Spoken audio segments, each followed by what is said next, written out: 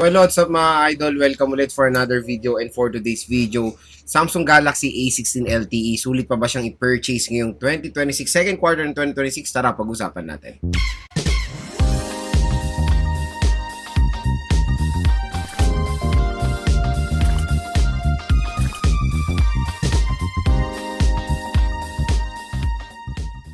So yun na mga ka-J-Vlog, for today's video, pag-uusapan natin syempre ulit ang Samsung Galaxy A06. So yun mga ka-J-Vlog, for today's video, pag-uusapan natin ulit ang isa sa pinakabenta na smartphone nung holiday season last year, ang Samsung Galaxy A16 LTE.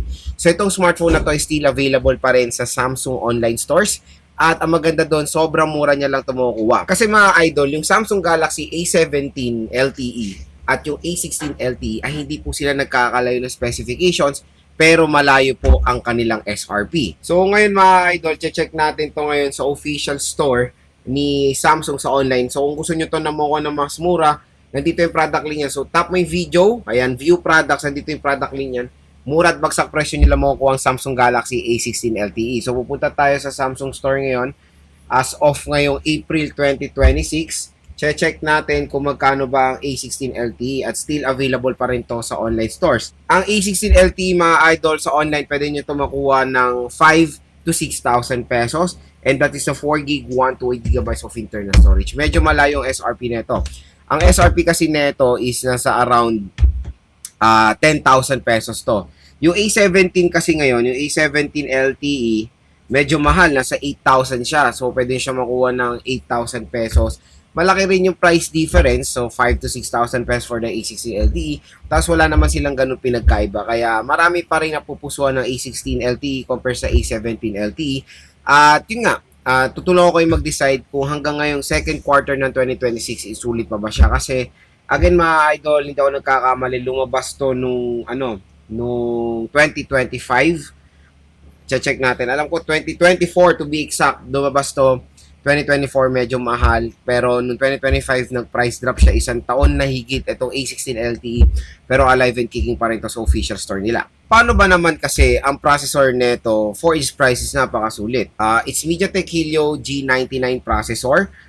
So several times na natin na-test yung G99 sa mga iba't ibang brands or iba't ibang smartphone, and so far okay naman yung kanyang performance. Again, pag bibili kayo ng smartphone, tulad na iba, ayaw yung G99. Depende na lang kung magkano siya nakuha. For example, sa price ng A17 LTE G99, I know medyo hindi yung perfect fit kasi meron ng G100 at G200 na mas bagay sa ganyang presyohan. Yung G99, mas okay na yan for a price tag na 6,000 below na meron dito sa Samsung Galaxy A16 LTE. Nakapaglaro na rin ako sa smartphone na to, so far so good din naman ang kanyang performance. Medyo bitin lang talaga sa RAM. And ito si A16 LTE, hindi po talaga to nakadesign for gamers. Yung processor niya is great, nakaka-handle naman siya ng mga games, pero hindi talaga specific nakadesign to sa panglaro dahil mababa lang po ang RAM niya. Medyo kuripot talaga Samsung pagdating sa RAM. Biruin mo even yung bagong labas sa A57, nag-offer pa rin sila ng 8 gig 128, tapos ang price tag is sa 27 to 25,000 pesos, diba? Medyo nakaka-disappoint lang, pero yun nga, may mga rumors kasi or meron mga news kasi na tumaas daw ang presyo ng RAM. Kaya tumaas yung mga presyo ng smartphone. Kaya siguro ma-accept pa natin yung 4 GB sa presyo na 5,000 pesos. Wag lang sa presyo ng mga 7,000, 8,000 kasi mas better na doon yung 6 GB or 1 or yung 8 GB of RAM. Yun lang naman yung magiging nyo dito, magiging sacrifice nyo sa A16 LTE, yung mababang RAM niya. Pero again, hindi naman meaning nun is hindi po usable ang A16 LTE. Nakaka-handle naman to ng mga pretty much na mga ginagawa ng mga smartphone, ng mga consumers. Hindi naman po lahat ng consumers ay gamer. Yung mga iba is ginagamit pang trabaho, pang negosyo. Ayan, okay na okay siya, especially for online class. Very snappy naman dyan sa side na yan ng Samsung Galaxy A16 LTE. Ang pinaka-the best kasi sa smartphone na to is yung display quality. Pero yung display nito is naka-AMOLED display. Super AMOLED to. Hindi lang siya basta-basta AMOLED. It's super AMOLED display. Yan ang pinakamalaking advantage na mo-offer ng A16 LTE sa karamihan or majority ng mga competitors na naka-AMOLED display lang. So, mas better yung naka-super AMOLED compare sa AMOLED display. Malaki rin ang screen size niya. It's 6.7 inches.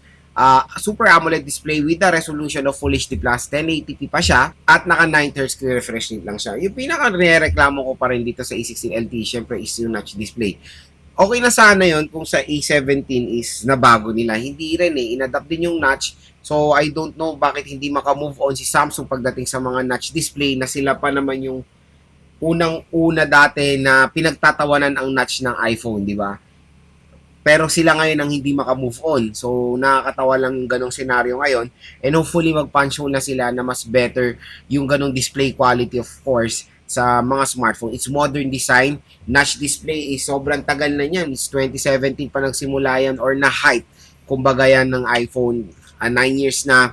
And dapat talaga ina-accept na natin it's punch hole na at wala na dapat yung mga may putol pa kasi ayaw na yung mga ibang consumers natin yung mga ganyan na parang putol yung screen. Pero again, hindi po yan nakaka-affect sa performance. Totoo naman yan. Pero syempre, yung mga ibang consumers natin, mas ipiprefer yung ibang display quality ng mga ibang brands dahil naka-punch hole. Pero ang pinaka-pinaglalaban ng Samsung dito na wala sa iba is Super AMOLED display. So real talk lang, ako okay na naka-notch basta sobrang ganda, sobrang vivid ng display quality doon ako at meron yan dito sa Samsung Galaxy A16 LTE. Next, yung operating system. So biruin nyo nagsimula to sa Android 14, na-update to sa Android 15 at na-update pa sa Android 16. Longevity-wise, napaka-solid na itong Samsung Galaxy A16 LTE at there's a possibility siguro ma-update pa to sa Android 17. Matagal to mga ka-J-Vlog when it comes sa OS. Yun nga, nakikita natin sa mga site aids naka-promise to ng 6 major OS update. Napakatagal, di ba? So, kumbaga, when it comes sa longevity, kaya piruin mo mag 2 years na siya, still available pa rin siya sa market or sa official store ng Samsung kasi na-update pa siya. Ganon ka-solid ang longevity ng Samsung na meron dito. And syempre, pinaka-favorite ko rin na UI is One UI ng Samsung na, kumbaga, when it comes sa security, sa encryption, pasadong-pasado sa akin ng Samsung Galaxy A16 dahil sa One UI nila. So, kung gusto nyo na isang reliable na software, dito tayo sa Samsung.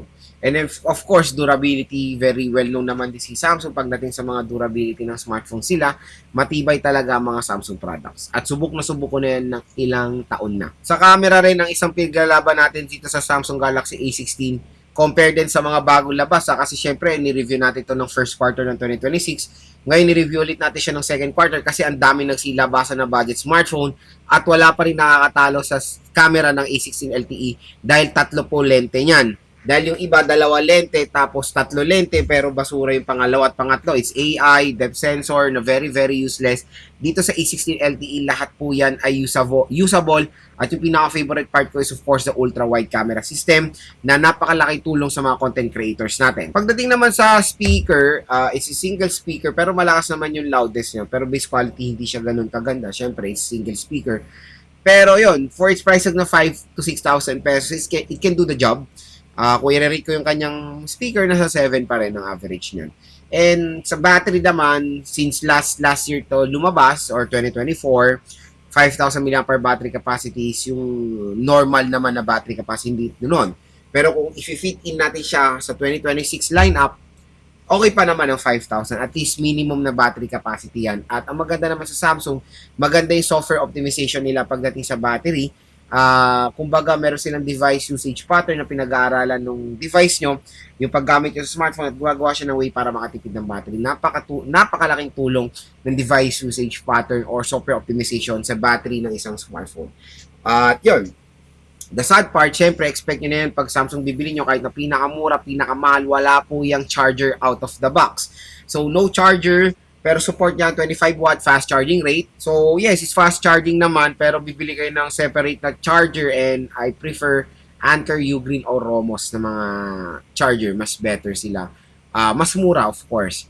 Ang gaganda ng mga quality, tapos half the price ng mga official brick ng Samsung. Pero no worries, Anker, yung mga brands na yan is mga third-party original naman yan at safe naman bilhin sa mga devices nyo. So yun mga ka-J-Vlog, ang ating quick review dito sa Samsung Galaxy A16 LTE ngayon 2026.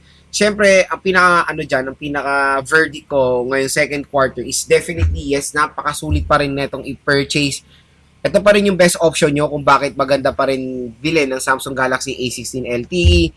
Kumbaga, ngayong second quarter, marami nang silabasan na smartphone pero nandun pa rin siya sa listahan natin ng mga top entry-level smartphone ngayon 2026. Ang pinaka-the best talaga dito na pwede nyo makuha is the Super AMOLED display. Pag maglalaro kayo, nakaka-enhance yan ng graphics na nilalaro nyo. And of course, pag nanonood kayo, especially anime, mga cartoons na magaganda yung color accuracy, dito matutuwa talaga yung mata nyo pag nanood kayo sa Samsung Galaxy A16 LTE dahil very premium po yung kanyang display. 4GB of RAM lang ang pinaka-con dito sa smartphone na to. Yun lang talaga yung nakaka-disappoint na part. Even naman nung kanyang release date, napakababa niyan.